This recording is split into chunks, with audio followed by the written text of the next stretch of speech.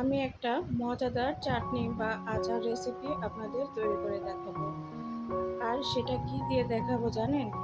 আমরা যে আমড়া খেয়ে আমড়ার খোসাগুলো ফেলে দেই, সেই ফেলে দেওয়া আমড়ার খোসাগুলো দিয়েই আজকে আমি এই চাটনিটা তৈরি করেছি। যে কেউ এটা খেলে বুঝতেই পারবে না এটা কি দিয়ে তৈরি করা। তো তার জন্য লাগবে আমার আমড়া। আমি এখানে বড় সাইজের কয়েকটা আমড়া নিয়েছি। আর এই আমড়াগুলো এখন আমি ছুলে নিব। তো আপনাদের একটা আমরা ছুলে দেখাচ্ছি। কিভাবে আমরা ছুলতে হয় আমরা সবাই জানি, তারপরেও আমি একটা আমরা আপনাদের ছুলে দেখালাম। এই কাজটা ছুরি বা পিলারের সাহায্যে করে নিতে পারেন। যার কাছে যেটা সুবিধার মনে হয় সেটা দিয়ে এই আমড়ার খোসাগুলো ছুলে নেবেন। ফেলে দেওয়া জিনিস দিয়েও যে এত মজার টেস্টি একটি রেসিপি তৈরি করা যায় অনেকেই হয়তো জানে না। তো আজ থেকে আমড়ার খোসা আর ফেলে দিবেন না। এভাবে আমড়ার খোসা দিয়ে চাটনি বা আচার তৈরি করে নেবেন। সমস্ত আমড়ার খোসাগুলো আমি নিয়ে নিয়েছি। এখন এগুলোকে ভালো করে ধুয়ে নিব। আর এখন আচারটা বা চাটনিটা তৈরি করতে চলে আসলাম। আমি এখানে একটা আমড়া আস্ত কয়েকটা টুকরা দিয়ে দিয়েছিলাম। এটা দিলেও হবে, না দিলেও কোনো সমস্যা নেই। তো আমার পরিমাণে খুব কম ছিল যার জন্য একটা এখানে দিয়েছি। তো এখন দেখুন এখানে লবণ দিয়ে দিলাম। আর লবণটা দেওয়ার পরে এই খোসাগুলোকে আমি জাল করে নেব ৩-৪ মিনিট সময় ধরে। ৩-৪ মিনিট বা ৫ মিনিট জাল করলেই হয়ে যাবে। আমড়ার খোসা কিন্তু খুব দ্রুত সেদ্ধ হয়ে যায়, একদমই সময় লাগে না, এত দ্রুত সেদ্ধ হয়ে যায়। তো দেখুন ৩-৪ মিনিট পরে চলে আসলাম। আমড়ার খোসাগুলো কিন্তু একদম সুন্দর করে সেদ্ধ হয়ে গিয়েছে আর কালারটাও পরিবর্তন হয়ে গিয়েছে। এই যে খুব সুন্দর মতো আমড়ার খোসাগুলো একদম সফট হয়ে গিয়েছে।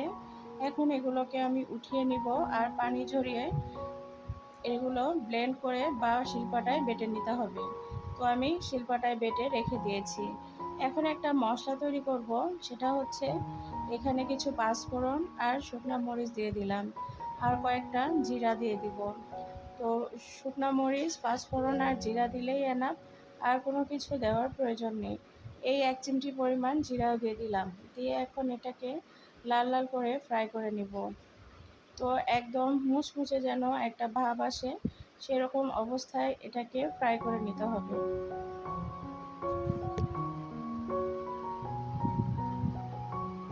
আপনারা অনেকেই হয়তো জানেন না যে এই আমড়ার খোসা দিয়েও এত সুন্দর টেস্টি একটা রেসিপি তৈরি করা যায়। তো আমি মরিচ আর পাঁচফোড়নগুলো উঠিয়ে বেটে রেখে দিয়েছি। এখন আচার তৈরি করতে চলে আসলাম। ফ্রাই প্যানের মধ্যে আমি সরিষার তেল দিয়েছি। এখানে ২ ধাপে আমি তেলটা দিয়ে দিব। প্রথমে অল্প একটু তেল দিয়ে দিলাম, দেওয়ার পরে একটু পাঁচফোড়ন দিলাম আর ২টা শুকনা মরিচ দিয়ে দিয়েছি। আর এই যে বেটে রাখা আমড়ার খোসাগুলো এখন দিয়ে দিচ্ছি। একদম সুন্দর মতো বাটা যায়, বেশি সময় লাগে না বাটতে। তো আমি এটা খুব সুন্দর করে বেটে নিয়ে নিয়েছি। এখন এটাকে নেড়েচেড়ে নিতে হবে আর কয়েকটা উপকরণ এখানে অ্যাড করব। এখানে আমি লবণ দিয়ে দিলাম।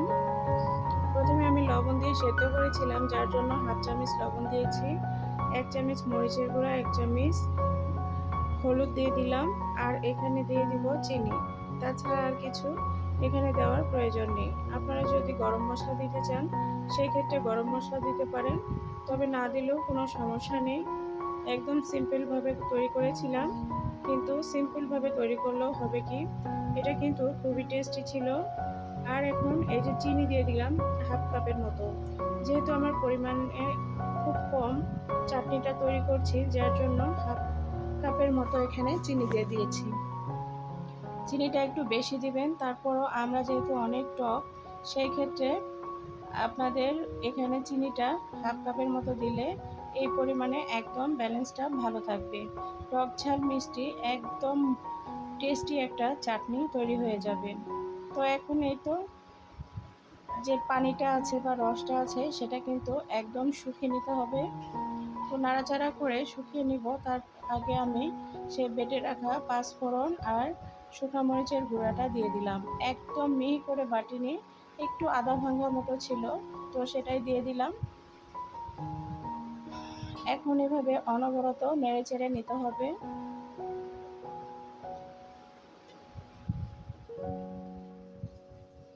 এটা যত ভালোভাবে জাল করে নিতে পারবেন তত টেস্টি লাগবে। তো নাড়াচাড়া করতে করতে দেখবেন এক পর্যায়ে প্যান থেকে উঠে আসবে। এই যে দেখুন, একদম উঠে আসছে। আর এ পর্যায়ে আমি এখানে আরও কিছুটা সরিষার তেল অ্যাড করে দিব একটু পরে। সরিষার তেলটা দেওয়ার কারণে আরও একটু সুন্দর মতো এটা একদম জুসি হয়ে যাবে।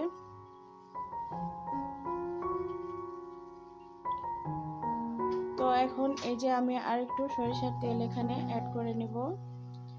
তেলটা দেওয়ার কারণে এটা যখন আপনারা ভাত দিয়ে খাবেন তখন কিন্তু এই তেলটা সহ চাটনিটা দিয়ে যদি ভাত খেতে পারেন তাহলে কিন্তু খুবই ভালো লাগবে।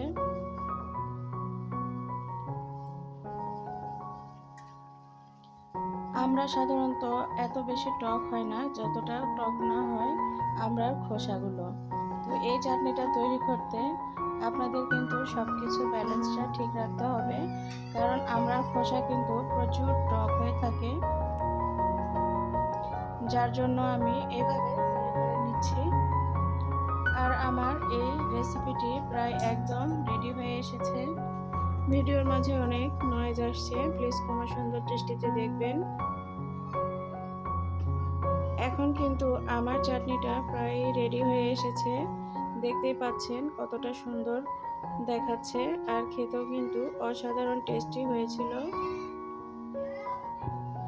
গরম গরম ভাত কিংবা খিচুড়ির সাথে এই রেসিপিটা অনেক ভালো লাগে খেতে।